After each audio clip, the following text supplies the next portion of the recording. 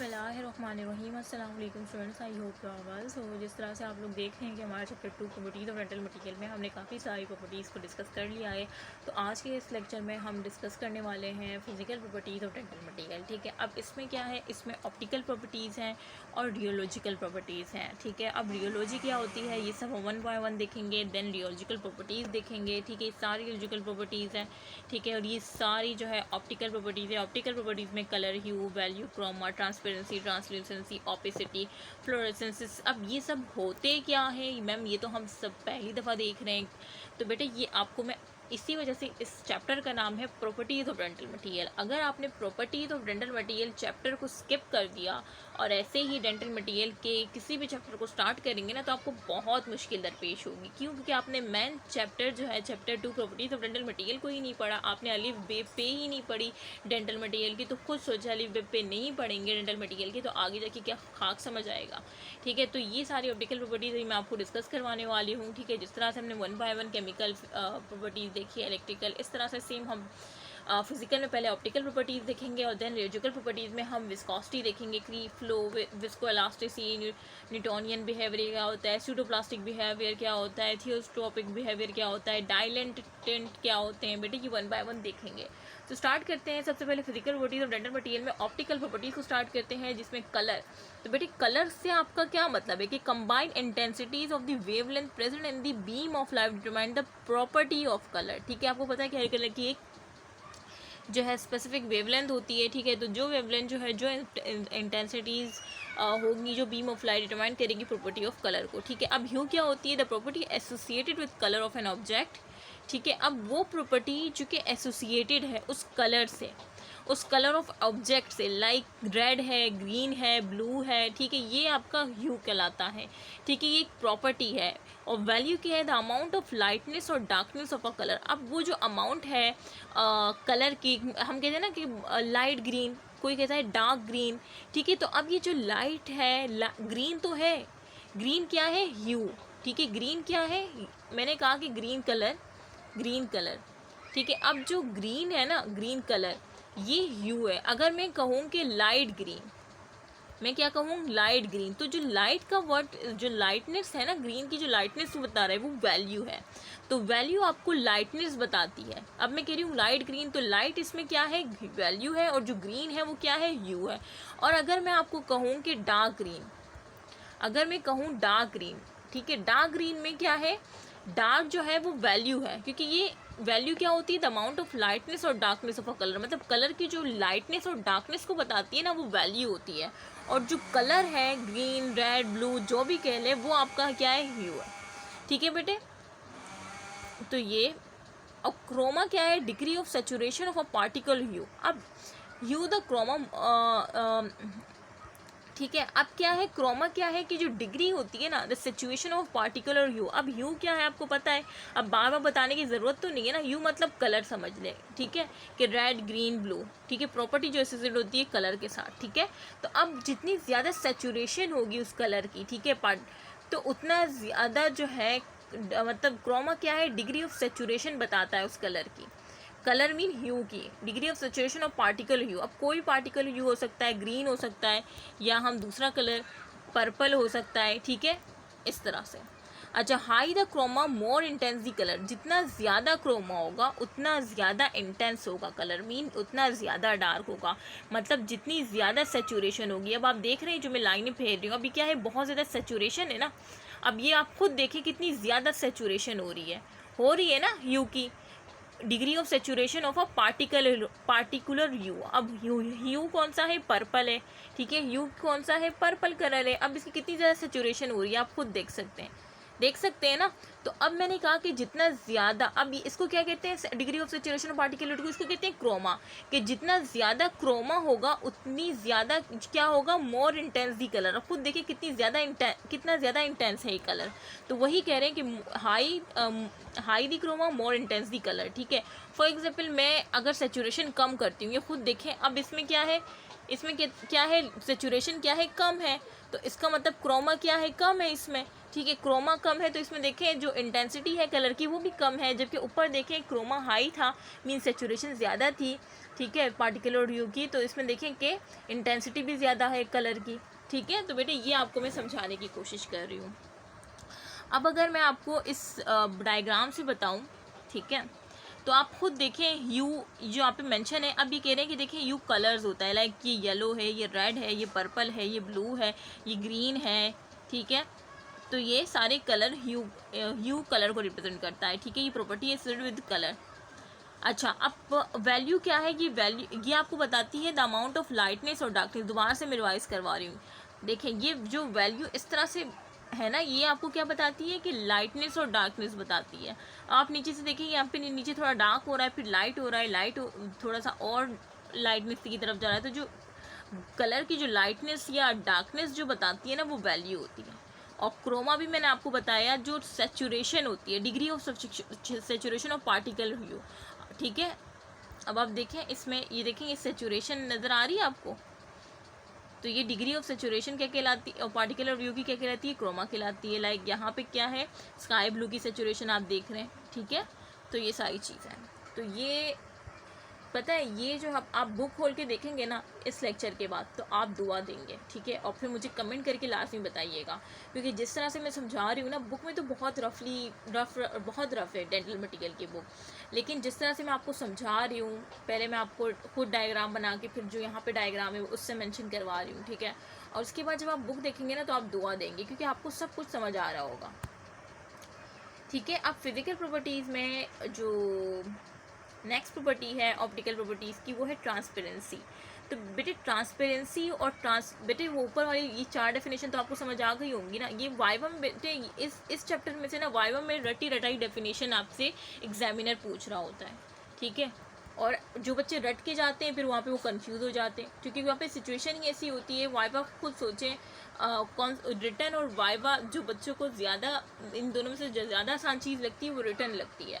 Viva में बच्चे जिनको आ भी रहा होते हैं ना, वो नहीं बोल पाते। तो जिस तरह से मैं समझा रही हूँ ना, तो आप इंशाल्लाह बोलेंगे, क्योंकि जब आप पढ़ेंगे लेक्चर देखेंगे तो खुद भी बोलने की कोशिश कीजिएगा। और आप देख रहे होंगे कि जो इंपॉर्टेंट चीज़ें हैं उनको मैं बार बार रिपीट कर रही होती हूँ, ये जो डिफ़िकल्ट चीज़ें हैं, ठीक है, जिसमें हम खुद भी परेशान हो जाया करते थे।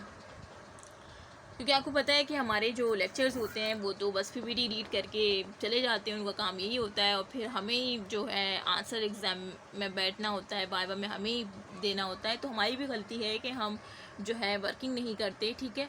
सो गलती दोनों तरफ से होती है हमेशा। वो कहते हैं ना, ताली 2 हाथों से बचती है। अच्छा बेटे, सॉरी, ट्रांसपेरेंसी या ट्रांसलूसेंसी, तो बेटे डायग्राम से आपको तो समझ आ रहा होगा, ठीक है, कि the property of a material that allow the passage of light in such a manner that the object may be clearly seen, ठीक है। अब आप इसमें देख रहे होंगे कि अगर आप खिड़की के इस तरफ खड़े हुए हैं तो आपको बाहर का घर क्लियरली सीन हो रहा है, ठीक है। तो ये क्या है, ये ट्रांसपेरेंसी है, कि वो प्रॉपर्टी ऑफ मटेरियल की जो कि अलाउ करती है पैसेज ऑफ लाइट को। अब ये जो यहाँ से जो आपको दिख रहा है, तो ये जो मटेरियल यहाँ पे लगा होना है वो ट्रांसपेरेंट है, मतलब वो अलाउ कर रहा है लाइट को, ठीक है। और उसी की वजह से आप क्लियरली देख पा रहे हैं, बाहर का व्यू देख पा रहे हैं, ठीक है। तो ये ट्रांसपेरेंसी कहलाती है। और ट्रांसलूसेंसी क्या होती है? The property of material that permit passage of light but disperse the light, ठीक है, so the object can not be seen through. अच्छा, अब ट्रांसलूसेंसी क्या होता है कि ये अलाउ तो परमिट तो करती है, ठीक है, परमिट पैसेज ऑफ लाइट तो करती है ये मटेरियल, लेकिन ये क्या करती है, डिस्पर्स कर देती है, लाइट को डिस्पर्स कर देती है, जिसकी वजह से क्या होता है कि जो बाहर का ऑब्जेक्ट है ना, वो आपको क्लियरली सीन नहीं होता। अब आपको नज़र तो आ रहा है कि भाई ये क्या है, ग्रीनिश सा पार्क नज़र आ रहा है आपको, और ये कोई दरख्त की टहनी नज़र आ रही है, और ये black cheese I don't know कि ये क्या है। अब ये क्या है, ये कौन सा आ जाता है मटेरियल? ट्रांसलूसेंट मटेरियल आ जाता है। मतलब ये लाइट को तो पास करता है, लेकिन ये लाइट को डिस्पर्स कर देता है, जिस वजह से जो बाहर का व्यू है वो आपको क्लियरली सीन नहीं हो पाता, ठीक है। अच्छा, उसके बाद आ जाता है opacity. Opacity the property of material that prevent the passage of light, ठीक है। ओपेसिटी क्या होती है? ये प्रिवेंट करती है, पैसेज ऑफ लाइट को प्रिवेंट करती है, मतलब मटेरियल की वो प्रॉपर्टी जो लाइट को पास होने नहीं देती, प्रिवेंट करती है पैसेज ऑफ लाइट को, तो वो ओपेसिटी कहलाती है। वो मटेरियल उस मटेरियल को हम कहते हैं कि भाई इसकी ये ओपेसिटी रखता है, ठीक है। अच्छा, फ्लोरेसेंस क्या होती है? The phenomena of emission of light by substance that has absorb light और अदर इलेक्ट्रोमैग्नेटिक रेडिएशन।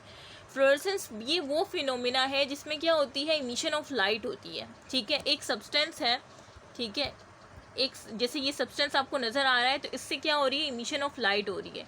यहाँ से ग्रीन, यहाँ से येलो, रेड, यहाँ से ब्लू, रेड ग्रीन, ठीक है, ये सारी इमिशन ऑफ लाइट आप देख रहे हैं, ठीक है। डेट हैज़ एब्जॉर्ब लाइट और अदर, जो कि क्या हो रही है, एब्जॉर्ब हो रही है लाइट, और अदर इलेक्ट्रोमैग्नेटिक और दूसरे इलेक्ट्रोमैग्नेटिक रेडिएशन जो है वो क्या हो रहे हैं, एब्जॉर्ब हो रहे हैं, ठीक है। ठीक है, तो फ्लोरेसेंस क्या है कि कोई सब्सटेंस जो कि इमिट करता है लाइट को और वो एब्जॉर्ब कर, डेट हैज़ एब्जॉर्ब लाइट, और जो दूसरी इलेक्ट्रोमैग्नेटिक रेडिएशन है उसको वो एब्जॉर्ब कर लेती है, तो ये फ्लोरेसेंस कहलाता है, ठीक है। उसके बाद आते हैं हम physical properties of dental material, second part पे आ जाते हैं रियोलॉजिकल प्रॉपर्टी। तो रियोलॉजिकल प्रॉपर्टीज़ पढ़ने से पहले तो आपको ये पता होना चाहिए कि व्हाट इज़ रियोलॉजी।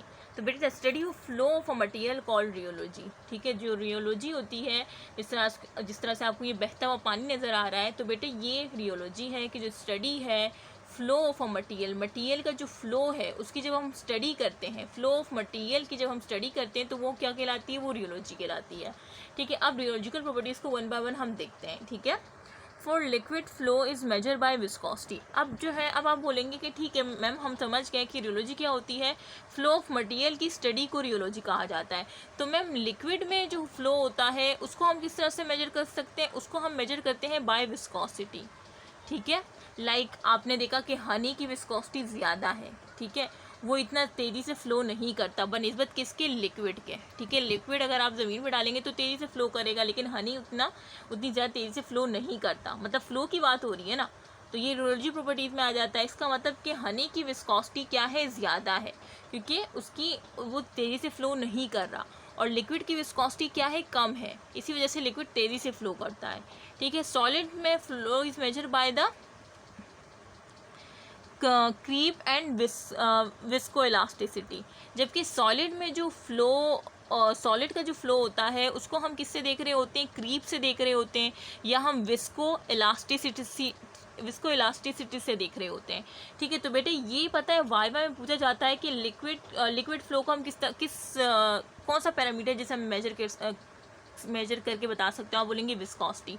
अगर बोले कि सॉलिड फ्लो को तो आप बोलेंगे क्रीप एंड विस्को इलास्टिसिटी, ठीक है। अब क्रीप क्या है, विस्को इलास्टिसिटी क्या है, ठीक है, ये अब हम आगे पढ़ेंगे। विस्कोसिटी क्या है, ठीक है, ये सारे मेन पॉइंट है, ये याद रखिएगा। विस्कोसिटी क्या है, resistance of a liquid to flow, जिस तरह से मैंने आपको बताया हनी और लिक्विड की एग्जांपल दी, ठीक है। तो विस्कोसिटी क्या है, ये वो रेजिस्टेंस है लिक्विड की फ्लो की, ठीक है, मतलब वो रेजिस्टेंस ऑफ अ लिक्विड, वो रेजिस्ट करता है वो लिक्विड फ्लो में, ठीक है। Viscosity is dependent upon the intra atomic bonding. Viscosity किस पे डिपेंड करता है, जो उसकी इंट्रा एटॉमिक बॉन्डिंग है ना, उस पर डिपेंड करता है। Water molecule has weak intra atomic bonding. आपको पता है कि लिक्विड मतलब वाटर में क्या होती है, वीक इंट्रा एटॉमिक बॉन्डिंग होती है, इसी वजह से वो फ्लो करता है easily as compare to oil और हनी, ठीक है। मैंने आपको सेम ऊपर बताया था ना, तो सेम यहाँ पे देखें एज अ डेफिनेशन मेंशन है। अगर हम आपसे पूछें कि विस्कोसिटी किस पे डिपेंड करती है, तो आपने क्या करना है, आपने ये बात याद रखनी है कि वो इंट्रा एटॉमिक बॉन्डिंग पे डिपेंड करता है। लाइक लिक्विड में या H2O में क्या होती है, इंट्रा एटॉमिक बॉन्डिंग क्या होती है, वीक होती है, इसी वजह से लिक्विड बहुत तेज़ी से फ्लो कर जाता है, ठीक है, क्योंकि इसमें इंट्रा एटॉमिक बॉन्डिंग वीक है, ठीक है।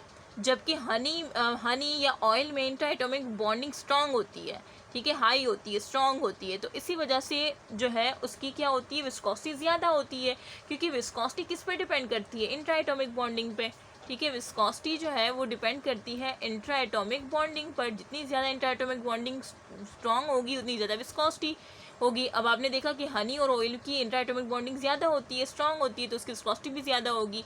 वाटर में आपने देखा कि उसकी वीक होती है इंट्रा, तो उसकी विस्कोसिटी भी कम होती है, ठीक है, वो तेज़ी से फ्लो कर जाता है, जबकि हनी और ऑयल इतनी तेज़ी से फ्लो नहीं करते। आप देख रहे हैं ये ऑयल है, ये हनी है। अच्छा, उसके बाद आते हैं क्रीप। तो बेटे क्रीप, आपको जिस तरह से मैंने कहा कि सॉलिड का फ्लो जब हम स्टडी करेंगे तो हम क्रीप या विस्को इलास्टिसिटी को देखेंगे। तो क्रीप है क्या मैम, क्रीप तो हम पहली दफ़ा सुन रहे हैं, आप इस तरह से बोलेंगे ना, तो creep is defined as a time dependent plastic strain of a material under static load और कांस्टेंट स्ट्रेस। क्रीप क्या है, इसको हम डिफाइन कर सकते हैं कि ये टाइम डिपेंडेंट होता है, ठीक है। ये क्या है, टाइम डिपेंडेंट होता है, ये प्लास्टिक स्ट्रेन है, ठीक है। या आप ये कह लें कि ये मटेरियल जो है ना अंडर स्टैटिक लोड जो है वो आहिस्ता आहिस्ता फ्लो करता है, ये कांस्टेंट स्ट्रेस। फॉर एग्जांपल ये आपने फिलिंग की है, ठीक है, अब ये फिलिंग करने के बाद, ठीक है, ये सेट हो गया, ठीक है, अब ये सॉलिड फॉर्म में है, ठीक है। अब जब आप च्यूइंग करते हैं, ठीक है, ड्यूरिंग फूड ड्यूरिंग ईटिंग जब आप च्यूइंग करते हैं तो इस पर क्या हो रही होती है, इस पर कांस्टेंट स्ट्रेस लग रहा होता है, ठीक है। और जाहिर सी बात है, आपने फिलिंग 2 साल हो गए करवाए हुए या 1 साल हो गया, तो साल भर आपने च्यूइंग की, इस पर फोर्सेस लगी, इस पर स्ट्रेस अप्लाई हुआ इस फिलिंग पे, तो आहिस्ता आहिस्ता ये क्या होगा, ये फिलिंग जो है प्लास्टिक स्ट्रेन आएगा इसमें, आहिस्ता आहिस्ता ये अपने जो कैविटी थी उससे थोड़ा सा बाहर बाहर निकलना स्टार्ट हो जाएगी, ठीक है। अंडर स्टैटिक लोड, मतलब आप इस पर लोड डाल रहे हैं ना, कांस्टेंट स्ट्रेस डाल रहे हैं आप इस पर, ठीक है, तो ये क्रीप होता है। Flow describe the rheology of amorphous material in density, ठीक है। तो बेटे ये सारी चीज़ें हैं। क्रीप आपको पता चल गया कि सॉलिड की फ्लो को जब हम डिफाइन करते हैं तो वो क्रीप एंड विस्कोइलास्टिसिटी डिफाइन करते हैं। क्रीप मैंने बता दी आपको, ये फिलिंग की एग्जांपल से, ठीक है, कि जब हम फिलिंग करते हैं और सालों बाद जब हम देखते हैं तो उसमें क्रीप आ गया होता है। क्रीप क्या होता है, एक प्लास्टिक स्ट्रेन होता है और ये टाइम डिपेंडेंट होता है, ठीक है, ये टाइम डिपेंडेंट होता है, ये भूलेगा नहीं, ठीक है, वक्त के साथ होता है ये। कुछ वक्त बाद आप देखेंगे कि वो क्या होगा, प्लास्टिक स्ट्रेन आ गया होगा, वो क्यों आ गया होगा, of a material under static load, कोई लोड लग रहा होगा, ये कांस्टेंट स्ट्रेस अप्लाई हो रहा होगा, ठीक है, तो उस वजह से उसमें क्रीप आ जाती है, ठीक है बेटे। अच्छा, उसके बाद विस्कोइलास्टिसिटी क्या है, the behaviour that is intermediate between viscous liquid and elastic solid, ठीक है। तो ये जो विस्को इलास्टिसिटी है ना, ये वो बिहेवियर है जो कि इंटरमीडिएट है, किसकी इंटरमीडिएट है, between viscous liquid. Viscous liquid क्या आ जाता है, विस्कस लिक्विड मीन हनी, ठीक है, एंड इलास्टिक सॉलिड, ठीक है। इलास्टिक सॉलिड और विस्कस लिक्विड के इंटरमीडिएट जो प्रॉपर्टी होती है वो विस्को इलास्टिक प्रॉपर्टी होती है, ठीक है। विस्को इलास्टिक मटीरियल की प्रॉपर्टी है, विस्को इलास्टिसिटी कह लें, इन दोनों के दरमियान होती है, ठीक है। अब इसकी एग्जाम्पल में क्या आएगा, elastomeric impression material. Impression material मैं आपको पढ़ाऊंगी, मैंने उसका इंट्रोडक्टरी लेक्चर ड्राइव पे अपलोड कर दिया है, बाकी लेक्चर भी मैं अपलोड कर दूंगी, ठीक है। तो इलास्टोमेरिक इम्प्रेशन मटीरियल जो होता है वो विस्को इलास्टिक मटीरियल है। अब विस्को इलास्टिक मटीरियल, जिस तरह से मैंने ये मेन पॉइंट यहाँ पे मतलब मेंशन हुआ है कि विस्को इलास्टिसिटी किसके बिटवीन होती है, किसके इंटरमीडिएट होती है, विस्कस लिक्विड लाइक हनी, ठीक है, और इलास्टिक सॉलिड के बिटवीन जो प्रॉपर्टी एग्जिस्ट करती है वो विस्को इलास्टिसिटी होती है। अच्छा, the more rapidly the material is loaded और unloaded the more elasticity material will behave. जितनी तेज़ी से आप मटेरियल को लोड करेंगे या अनलोड करेंगे उतनी तेज़ी से elastically the material will behave, इतनी ज़्यादा वो इलास्टिकली बिहेव करेगा, ठीक है। तो बस ये इतना इम्पोर्टेंट नहीं है, ये पॉइंट इम्पोर्टेंट था जिसको मैंने आपको जो है ये डायग्राम याद रखेगा, और ये एग्जाम्पल है। इलास्टोमेरिक इम्प्रेशन मटेरियल जब मैं पढ़ाऊंगी तो आपको उसमें विस्कोइलास्टिसिटी का जिक्र आएगा, तो प्लीज़ वहाँ पे मुझसे ये नहीं पूछेगा कि मैम विस्कोइलास्टिसिटी क्या होती है। इसी वजह से कह रही हूँ कि ये चैप्टर आपको बज़ाहिर तो आसान लग रहा होगा, लेकिन अगर आप जिस तरह से मैं आसानी से पढ़ा रही हूँ, अगर आपने इसी तरह से इसको मेमोराइज़ कर लिया ना तो पूरी डेंटल मटेरियल आपकी फिंगर टिप्स पे होगी। लेकिन अगर आपने इस चैप्टर को स्किप कर दिया तो फिर तो मुश्किल हो जाएगी। अच्छा, उसके बाद आते हैं न्यूटोनियन बिहेवियर, और ये सारे बिहेवियर पढ़ेंगे। तो Newtonian, when shear stress rate is proportional to shear stress the behaviour is called Newtonian behaviour. बेटे अब देखिए न्यूटोनियन बिहेवियर में क्या है कि जब शेयर स्ट्रेन जो है ना, वो शेयर स्ट्रेन रेट जो है प्रोपोर्शन में आ जाए शेयर स्ट्रेस के, ठीक है, तो वो न्यूटोनियन बिहेवियर कहलाता है। और सूडोप्लास्टिक में क्या है कि material is called pseudoplastic when viscosity decrease, जब उसकी विस्कोसिटी क्या हो जाए, डिक्रीज हो जाए, और क्या हो जाए, decreases with increases share rate, और जो शेयर रेट है वो क्या हो जाए, इंक्रीज हो जाए, तो वो आपका सूडोप्लास्टिक बिहेवियर कहलाएगा। जबकि थिक्सोट्रोपिक बिहेवियर क्या है कि material is called thixotropic when it exhibit different viscosity after deformation, मतलब इसमें जो है डिफरेंट विस्कोसिटी आप देख रहे होंगे, ठीक है, आफ्टर डिफॉर्मेशन, मतलब जब वो मटेरियल डीफॉर्म हो जाएगा, बीच से टूट जाएगा, डीफॉर्मेशन हो जाएगी उस मटेरियल की, तो उसमें डिफरेंट विस्कोसिटी आपको मिलेंगे, तो वो क्या होगी, वो थिक्सोट्रोपिक बिहेवियर होगा, ठीक है। डाइलेंटेंट क्या होता है? Behaviour seen in liquid that show higher viscosity with increase shear rate. ठीक है, डाइलेंटेंट में क्या होता है कि विस्कोसिटी हायर होती है और शेयर रेट भी साथ क्या हो रहा होता है? हाई हो रहा होता है, तो वो डाइलेंटेंट होता है। जबकि सूडोप्लास्टिक में विस्कोसिटी कम हो रही थी और शेयर रेट बढ़ रहा था। ठीक है, यही आपने देखा था ना। जबकि डाइलेंटेंट में क्या है कि विस्कोसिटी बढ़ रही है, उसके साथ साथ शेयर रेट भी क्या हो रहा है? बढ़ रहा है। ठीक है, इन दोनों में ये डिफरेंस है। और थियोट्रॉपिक तो बहुत आसान है कि आफ्टर डिफॉर्मेशन जो डिफरेंट विस्कोसिटी आप देख रहे होते हैं वो थियोट्रॉपिक होती है। और न्यूटोनियन बिहेवियर में आपने देखा कि भाई शेयर स्ट्रेन जो है, शेयर स्ट्रेन प्रोपोर्शन होता है शेयर रेट के। ठीक है, वो न्यूटोनियन बिहेवियर होता है। तो ये सारे बिहेवियर है जो आपने याद रखने हैं। उसके बाद आता है mechanical properties of dental material. तो बेटे ये हम नेक्स्ट वीडियो में डिस्कस करेंगे। ठीक है, आई होप कि आपको ये सारे सब कुछ समझ आ गया होगा। बेटे जैसे लेक्चर देके फ़ौरन अपने डीएम की बुक खोलें और रीड आउट करना स्टार्ट कर दें। ठीक है, अब मैंने सारी जो इम्पोर्टेंट चीज़ें थी वो मैं इस पीपीटी में आपको बता रही हूँ। ठीक है, अब उस डीएम की बुक में जब आप खोलेंगे ना तो उसमें बहुत सी एक्स्ट्रा चीज़ें भी होंगी, तो आपने उसको मिस करना है। जो मैंने पढ़ाया है उसी को आपने रीड करना है और उम्मीद करती हूँ कि आपको वो समझ भी आ जाएगा। ठीक है, फिर भी अगर उसमें कोई लाइन आपको समझ नहीं आ रही तो आपने लास्ट में बताना है कमेंट करके। ओके, यहाँ पे मैं एंड करती हूँ। इंशाल्लाह नेक्स्ट वीडियो में हम जो है मैकेनिकल प्रॉपर्टीज़ को स्टार्ट करेंगे और चैप्टर को एंड करेंगे। ओके, अल्लाह हाफ़िज़।